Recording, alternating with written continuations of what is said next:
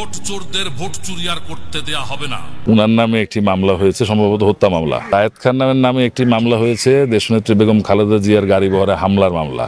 এরকমই একটি মামলা মনে হয় শাহরিয়ার নাজিম জয়ের বিরুদ্ধে হয়েছে। মনে পড়ে এই লোকটার কথা, যখন পুরা বাংলাদেশের মানুষ আওয়ামী লীগ হয়ে গেল। আওয়ামী লীগ ছাড়া আর অন্য কোনো কিছুই ভাবতে পারছিল না। সবাই দল পরিবর্তন করে আওয়ামী লীগ দলে নাম লেখাতে শুরু করলো। নায়ক থেকে শুরু করে যত ক্রিকেটার তারাও নাকি এখন আওয়ামী লীগ হয়ে গেল। সেই অবস্থাতেই শিবা শানু কখনো তার দলকে পরিত্যক্ত না করে অটল ছিলেন তার জায়গাতেই। তো এবার তিনি মিডিয়ার সামনে এসে রিয়াজ এবং ফেরদৌসের সম্পর্কে বোমা ফাটাইলেন যে এবার রিয়াজ আর ফেরদৌস পালাবি তোরা কোথায়, এবার আর তোদের পালানোর কোনো রাস্তা নাই। এবার শিবা শানু যেমন সিনেমাতে গুন্ডাগিরি করে, সবাইকে ধরে নায়ক নায়িকাকে ফাটায়, এবারও তোমাদেরকে ফাটাবে, সেটা হলো সিনেমায় নয়, বাস্তব জীবনে। তো চলেন দর্শক, শিবা শানু সাংবাদিকদের সামনে রিয়াজ এবং ফেরদৌসের সম্পর্কে কি আলোচনা করলেন তা শুনে আসি।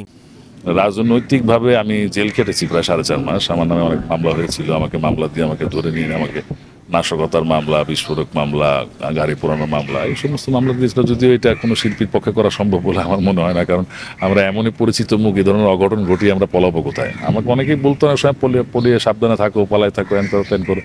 বলছে ভাই, একটা শিবা শানুর পালানোর জায়গাটা কোথায় বাইর করে দেন আমার, আমি জায়গায় গেলে আমার কেউ চিনবে না, পলায় থাকতে পারবো। তো এরকম তো আমাদের কোনো জায়গা থাকে না, যার ফলে তাদের আমাকে 2018 সালে নির্বাচনের আগে তারা গ্রেফতার করে এবং প্রায় 4.5 মাস জেল কারাভোগের পর আমি যারা করবে, এখানে কোনো নিয়ম নাই যে আমি বিএনপি করলে কি আমি সাকিব খান হয়ে যাবো নাকি, আর একজন আওয়ামী লীগ করলে কি তারা সাকিব খান আওয়ামী লীগ করলে তারা কি আপনি অন্য কোনো হিরো বানাইতে পারবেন, তা তো না।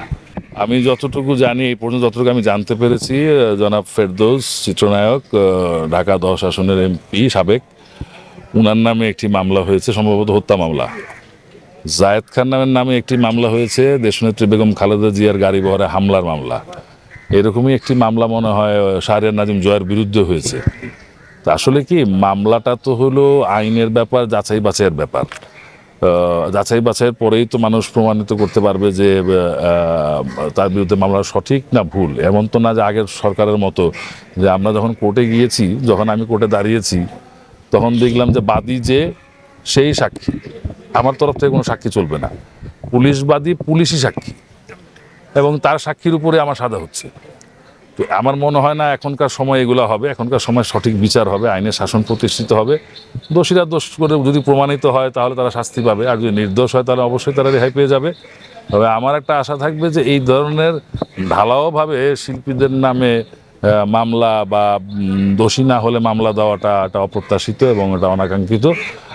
এরকম এদিকে একটু কেয়ারফুল হলে আমার মনে হয় ভালো হয়, কারণ শিল্পীরা তো হাইলি ফোকাসড একটা ব্যাপার। তো একটা শিল্পীর নামে মামলা হলে এটা পুরো দেশে আলোচনা হয়। তো মামলাটা যুক্তিযুক্ত এবং তথ্য প্রমাণাদি সহকারে হওয়াটাই বেটার। অযৌক্তিক বা অযথা কারো নামে মামলা বা কাউকে হয়রানি করার পক্ষে আমি না, আমার দলও না।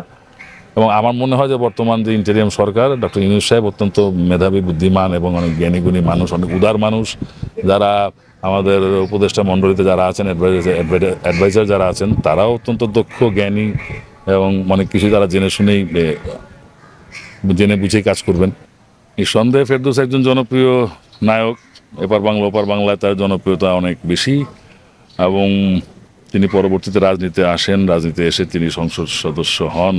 সংসদের যদিও নির্বাচন নিয়ে অনেক বিতর্ক আছে, তার ওই নির্বাচনটা নিয়ে, সময়কার টোটাল নির্বাচনটা নিয়ে একটা বিতর্ক আছে। উনি সংসদ সদস্য হয়েছেন, হওয়ার পরে এখন উনি কোথায় আছেন আমি ঠিক জানি না, আমার সাথে যোগাযোগ হয়নি অনেকদিন। বিশেষ করে উনি এমপি হওয়ার পরে খুব একটা যোগাযোগ হয়নি, যেহেতু আমি একটা ভিন্ন ধারার বা ভিন্ন মতের রাজনীতি করি।